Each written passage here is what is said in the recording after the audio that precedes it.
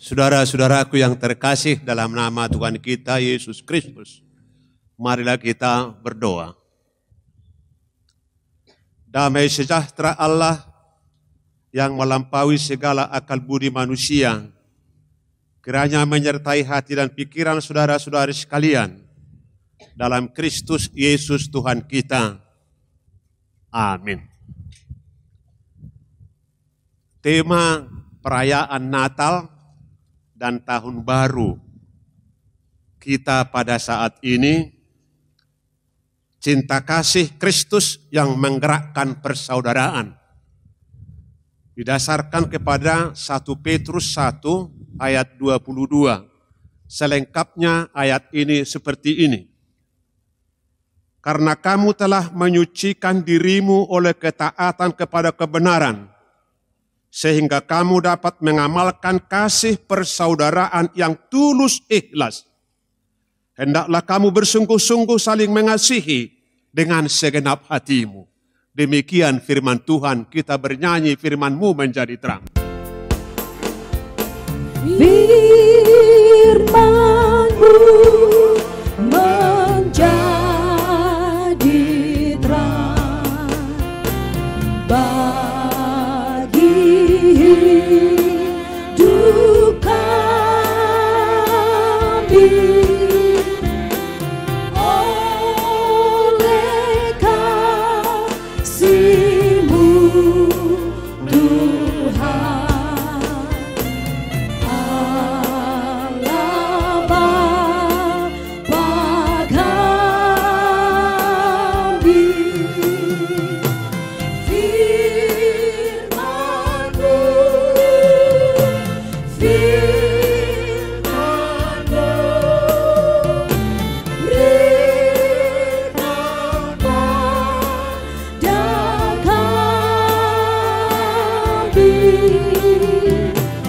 agar menjadi berkat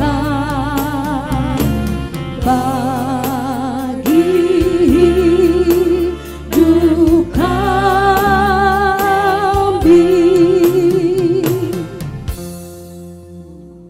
Saya pernah membaca tulisan seorang yang rajin menulis dan kreatif, yaitu Bapak Pendeta Dr. Eka Dharma Putra almarhum. Dan saya setuju dengan pendapat beliau kira-kira seperti ini. Bukan hanya orang sombong yang menginginkan pujian. Orang-orang rendah hati juga ingin pujian. Coba katakan kepada ibu, oleh bapak-bapak di rumah. Apabila bapak katakan kepada ibu, engkau makin cantik ibu. Mungkin mukanya akan merah. Tetapi rasa senang di dalam hati tidak bisa ditolak. Kata beliau, saya setuju dengan itu. Karena itulah sifat manusia saudara-saudaraku. Itulah yang menjadi mujizat yang luar biasa.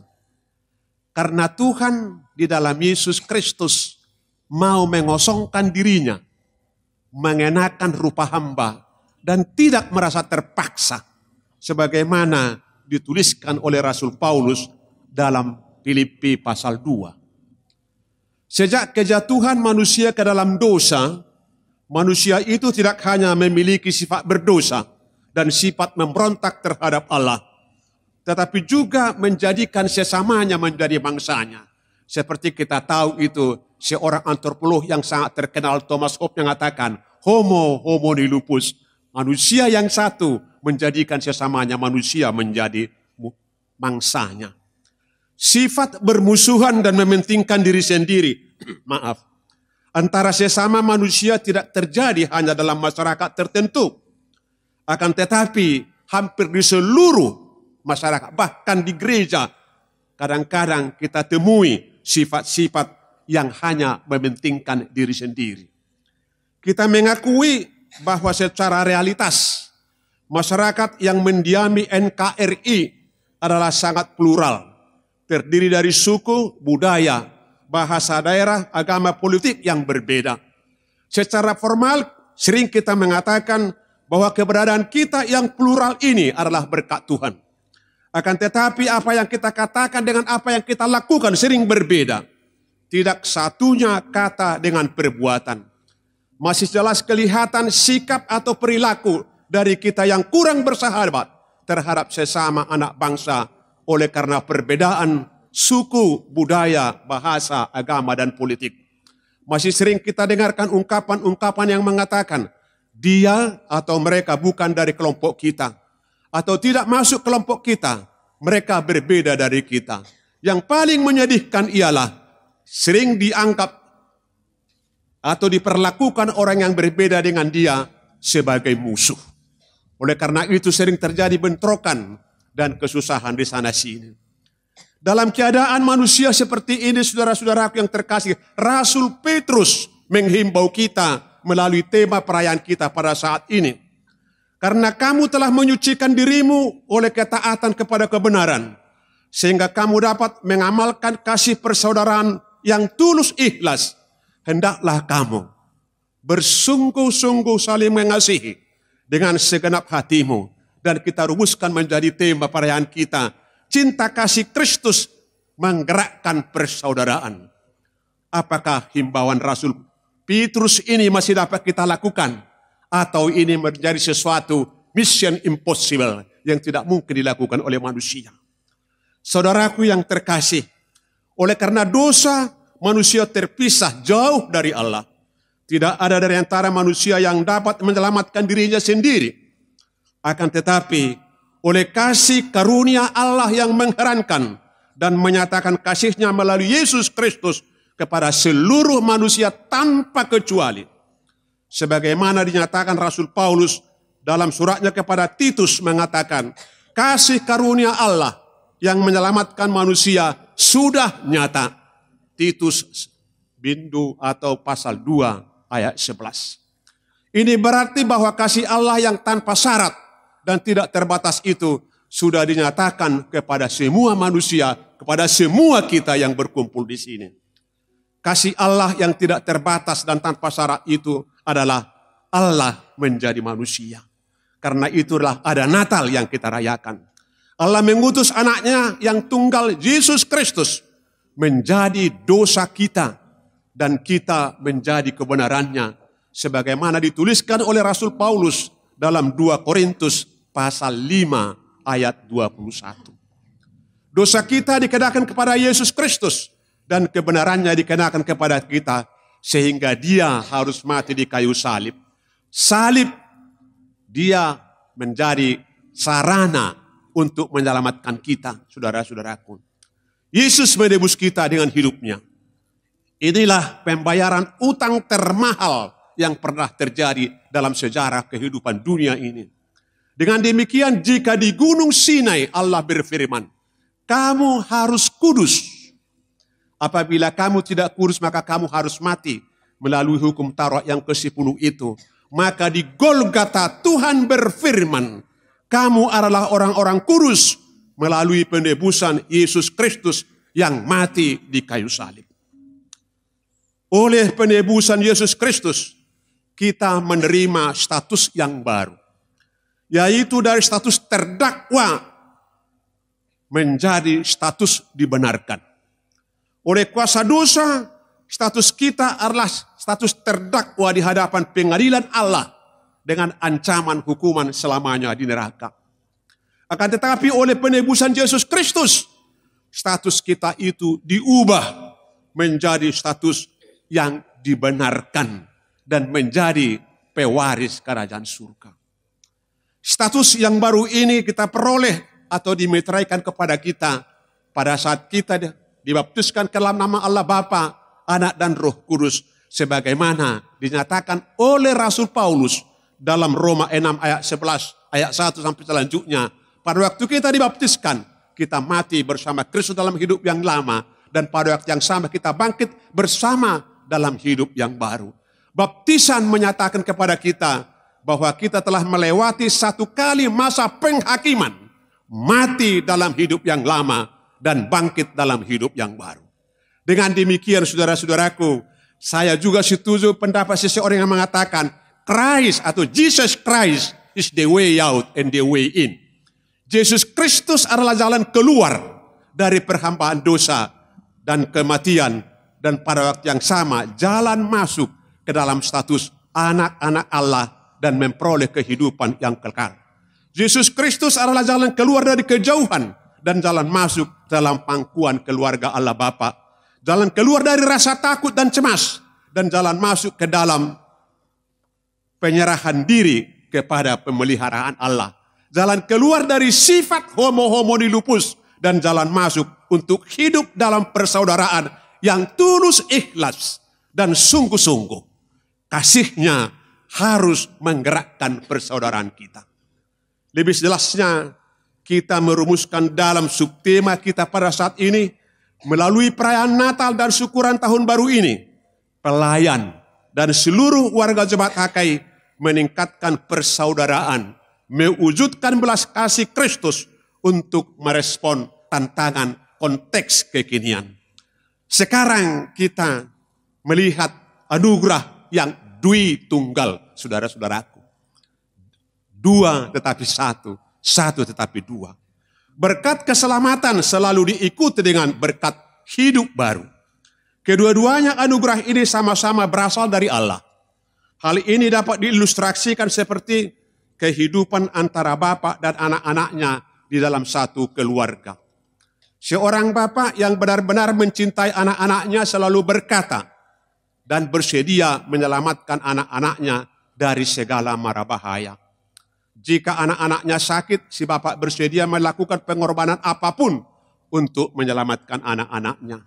Jika anak-anaknya mengalami kecelakaan, si anak mengetahui bahwa bapaknya akan melakukan segala usaha yang dapat dilakukan untuk menyelamatkannya. Akan tetapi juga benar, saudara-saudaraku, bahwa si bapak juga memiliki kepentingan akan perilaku anak-anaknya sehari-hari.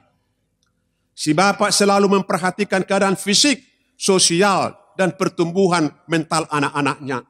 Si bapak memerlukan kepastian bahwa anak-anaknya berada dalam pembinaan yang baik, sehingga mereka mengetahui bagaimana bergaul dengan orang lain. Seorang bapak yang mencintai anak-anaknya tidak akan mengatakan, saya berada di sini untuk menyelamatkan engkau apabila engkau dalam keadaan bahaya. Akan tetapi saya tidak peduli bagaimana engkau bertumbuh dan berlaku. Tidak, saudara-saudara. Seorang bapak yang benar-benar mencintai anak-anaknya akan selalu siap sedia untuk menyelamatkan anak-anaknya. Dan pada waktu yang sama, menginstruksikan anak-anaknya untuk berperilaku baik. Demikianlah Allah Bapa kita kepada kita anak-anaknya. Allah Bapa kita menginginkan kita supaya kita hidup dalam kasih persaudaraan yang ikhlas dan sungguh-sungguh. Subtema sekali lagi, melalui perayaan Natal dan syukuran tahun baru ini, pelayan dan seluruh warga Jemaat HKI meningkatkan persaudaraan, mewujudkan belas kasihan Kristus untuk merespons tantangan konteks kekinian. Seperti kita ketahui bersama, saudara-saudaraku, bahwa surat 1 Petrus ini ditujukan pertama sekali kepada orang-orang Kristen yang ada di Asia Kecil.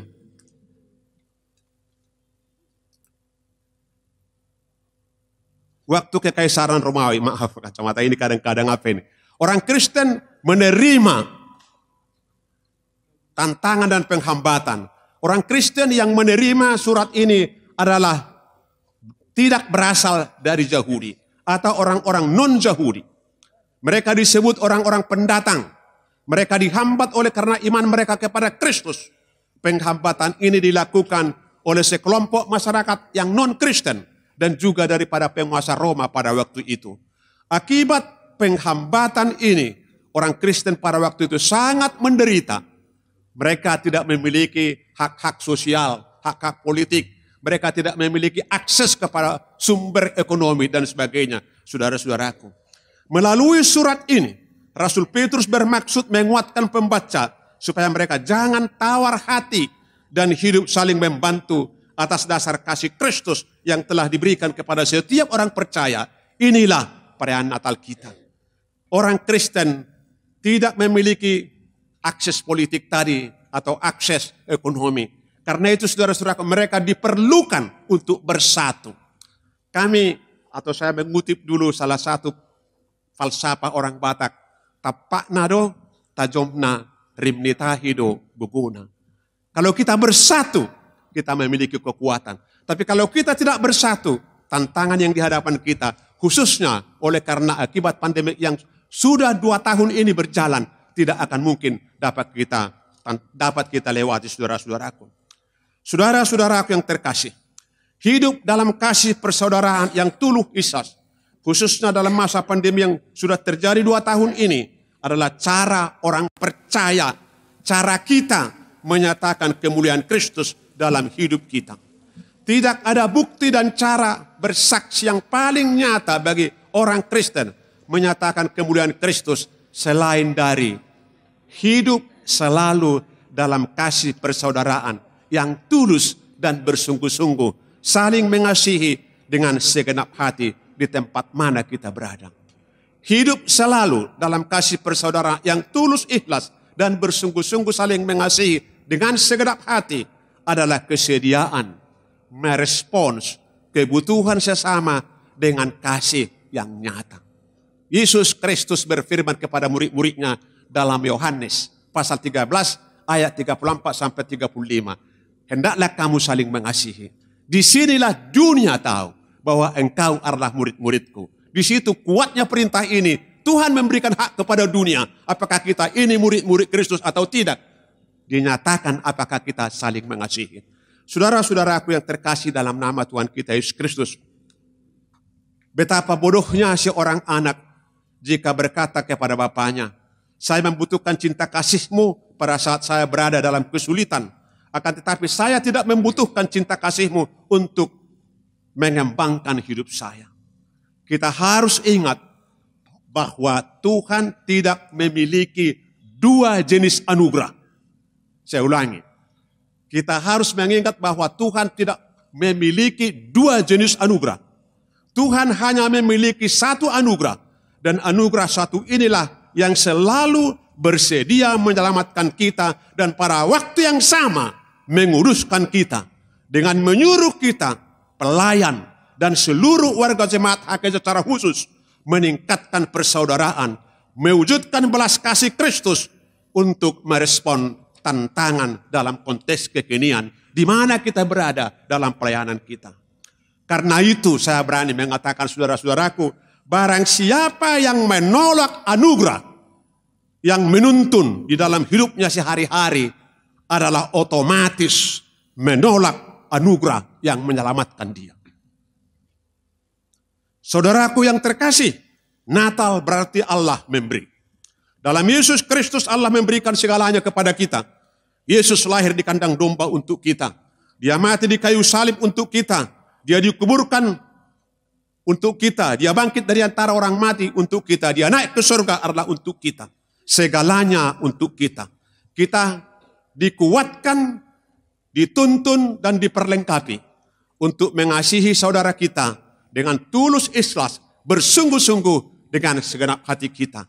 Percayalah saudaraku, Yesus juga berjanji dan berfirman kepada kita setiap saat, Aku akan menyertai engkau sampai akhir zaman. Matius 28 ayat 20. Amin. Kita bernyanyi, firman-Mu berkatilah.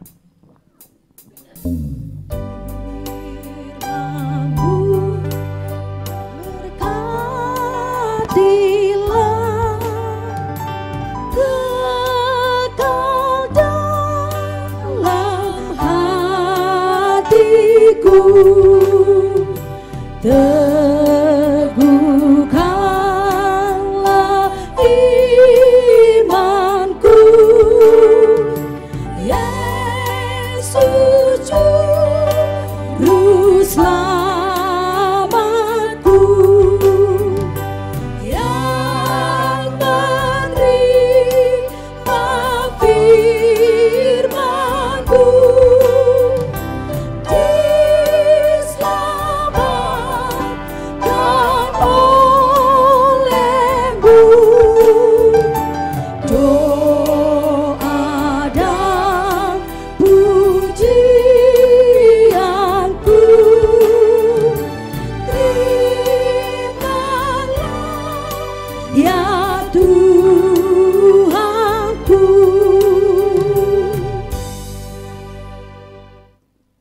Terima kasih Tuhan atas kasih-Mu yang mengherankan.